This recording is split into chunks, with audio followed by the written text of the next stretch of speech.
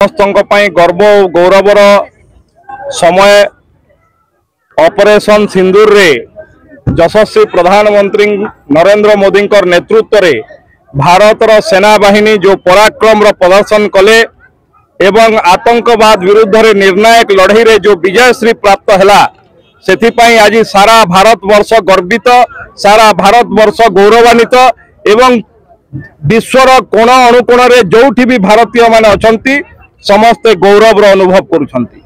तार ये विजय यात्रा ता संगे संगे ये अगस्ट मास होउछि हमर समस्तंक पई अत्यंत महत्वपूर्ण एवं गुरुत्वपूर्ण।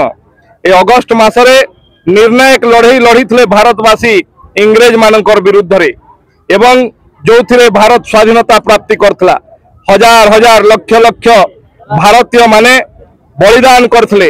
आज तांकर बलिदान को श्रद्धांजलि ज्ञापन करने संगे संगे ऑपरेशन सिंदूर तथा देशर सीमा को रक्षा करुवा सैन्य बाहिनी प्रति आमे गौरव अनुभव करने संगे संगे तांकर आत्मविश्वास वृद्धि करिवारे आमे समस्ते सामिल हेचु एवं यशस्वी प्रधानमंत्री नरेंद्र मोदी आह्वान क्रमे आज ये तिरंगा यात्रा झारसुगुड़ा शहर रे अनुष्ठित होती, जो आपण देखिचंती शह शह संख्यार माँ माने युवक माने गुरुजन माने समस्ते एथिरे योगदान करी भारत वर्षर तिरंगा पताका को नहीं गौरव अनुभव करिवार कारण काम ए तिरंगा यात्रा माध्यम रे आमे करिछु। समस्त को ये अगस्ट मासर बहुत बहुत शुभेच्छा अभिनंदन एवं स्वाधीनता दिवस किछि दिन पारे पूरा हबो सेथि पई मध्य समस्त को बहुत बहुत शुभेच्छा अभिनंदन। भारत माता।